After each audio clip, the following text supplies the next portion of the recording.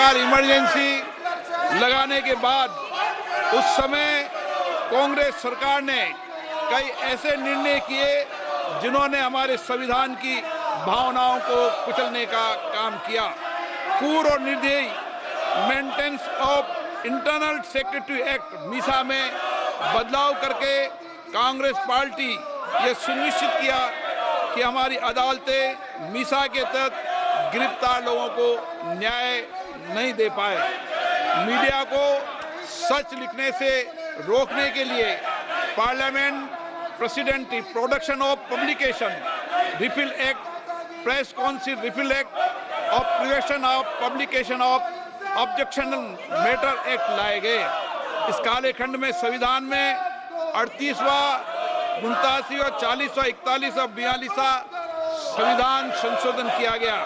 कांग्रेस सरकार द्वारा किए गए संशोधन का लक्ष्य था सारी शक्तियां एक व्यक्ति के पास आ जाए, न्यायपालिका पर नियंत्रण हो, संविधान के मूल सिद्धांत खत्म किए जा सके। ऐसा करके नागरिकों के अधिकारों का दमन किया गया और लोकतंत्र के सिद्धांतों पर आघात किया। इतना ही नहीं, तत्कालीन प्रधानमंत्री श्री इंदिरा गांधी ने कमिटेड ब्यूरोक्रेसी और कमिटेड जुडिशरी की बात कही, जो उनकी लोकतंत्र विरोधी रवैये का एक उदाहरण है। इमरजेंसी अपने साथ ही ऐसे असामाजिक और तानाशाही की भावना से भयंकर चुनौतियों को लेकर आई, जिसने गरीबी, दलित और वंचितों को तबाह कर दिया। इमरजेंसी के दौरान लोगों को कांग्रेस सरकार द्वारा जबरन थोपी गई अनिवार्य नसबंदी का, शहरों में अतिक्रमण हटाने के नाम पर मनमानी का और सरकार की कुनीतियों का प्रहार झेलना पड़ा।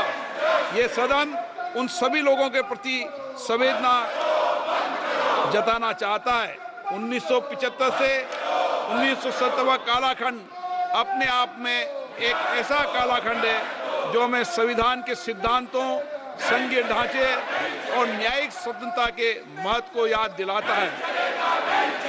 ये कालखंड हमें याद दिलाता है कैसे उस समय हम सभी पर हमला किया गया, क्योंकि जिनकी रक्षा आवश्यक है।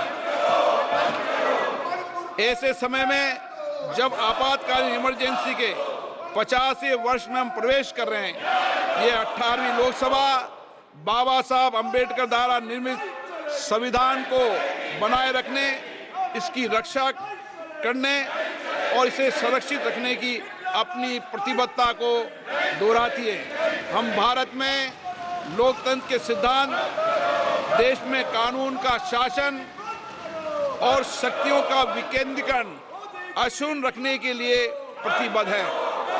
हम संवैधानिक संस्थाओं में भारत के लोगों की आस्था और उनके अभूतपूर्व संघर्ष, जिनके कारण इमरजेंसी का अंत हुआ और एक बार फिर संवैधानिक शासन की स्थापना हुई, उनकी सराहना करते हैं।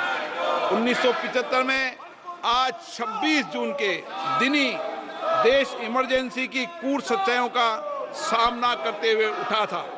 1975 में आज के दिन कैबिनेट ने इमरजेंसी का पोस्ट फैक्टो रेक्टिफिकेशन किया था। इस तानाशाही और असंवैधानिक निर्णय पर मोहर लगाई थी। इसलिए हमारी संसदीय प्रणाली अनगिनत बलिदानों के बाद मिली दूसरी आज़ादी के प्रति अपनी प्रतिबद्धता को दोहराने के लिए आज के प्रस्ताव किया जाना आवश्यक है। अब हम ये जानते हैं कि हमारी युवा पीढ़ी लोकतंत्र के इस काले अध्याय के बारे में जरूर जानना चाहिए। इमरजेंसी के दौरान गैर कानूनी गिरफ्तारियां, सरकारी प्रताड़ना के चलते अनगिनत लोगों को यातनाएं सहनी पड़ी थी। उनके परिवार उनको असमित कष्ट उठाना पड़ा था। इमरजेंसी ने भारत के कितने नागरिकों का जीवन तबाह कर दिया था, कितने लोगों की मृत्यु हो गई थी। इमरजेंसी के इस काले खंड में சபாநாயகர் ஓம் பிர்லாவுக்கு எதிர்க்கட்சி எம்பிக்கள் கடும் எதிர்ப்பு தெரிவித்து முழக்கம் எழுப்பி வருகிறார்கள். இது பற்றிய கருத்துக்களை நம்மிடம் பகிர்ந்து கொள்வதற்காக பத்திரிகையாளர் அரவிந்த் குணசேகரன் இணைப்பில் இருக்கிறார். வணக்கம் அரவிந்த். தற்போது சபாநாயகர் ஓம் பிர்லா தேர்ந்தெடுக்கப்பட்ட முதல் நாளிலேயே அவசர நிலை குறித்து பேசியதற்கு இந்தியா கூட்டணி எம்பிக்கள் கடும் எதிர்ப்பு தெரிவித்து வராங்க. இது பற்றி உங்களுடைய பார்வை? இன்றைய தினம் சபாநாயகர் தேர்தலானது மக்களவையில் நடைபெற்றது. அதனைத் தொடர்ந்து தேசிய ஜனநாயக கூட்டணி சார்பில் ஓம் பிர்லா மக்களவை சபாநாயகர் தேர்வு செய்யப்பட்டார். அதனைத் தொடர்ந்து ஒவ்வொரு கட்சியின் தலைவர்களும், அதாவது மக்களவை தலைவரும் இந்த தேர்தல் தொடர்பாகவும் ஓம் பிர்லா தொடர்பாகவும் தங்களுடைய கருத்துக்களை முன்வைத்தனர். அதனைத் தொடர்ந்து பிரதமர் நரேந்திர மோடி தன்னுடைய அமைச்சரவையை அறிமுகம் செய்து வைத்தார் அவையில்.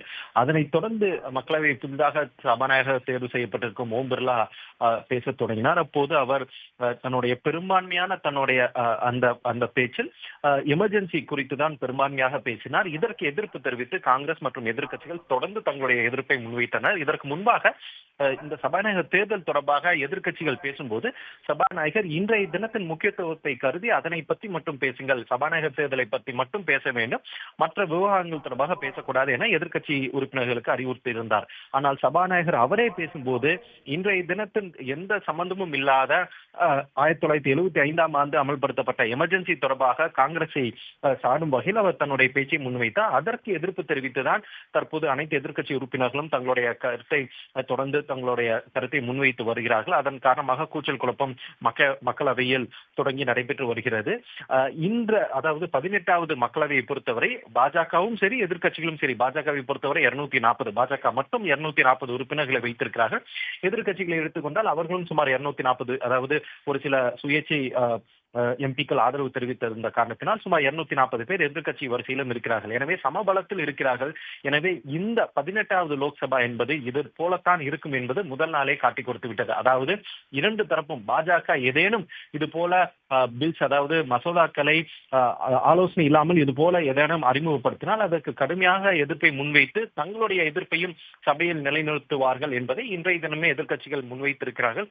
குறிப்பாக சபாநாயகர் தேர்தல் தொடர்பாக எதிர்க்கட்சிகள் பேசும்போது கடந்த 17வது மக்களவையிலும் இதே சபாநாயகர் ஓம் பிர்லா தான் சபாநாயகர் இருந்தார். அப்போது ஒரே நாளில் சுமார் 150 எதிர்க்கட்சி உறுப்பினர்கள் சஸ்பெண்ட் செய்யப்பட்டன. எனவே அதனையும் எதிர்க்கட்சி உறுப்பினர்கள் ஞாபகப்படுத்தினார்கள். அது போன்ற ஒரு சம்பவம் மீண்டும் இந்த அவையில் நடைபெறக்கூடாது.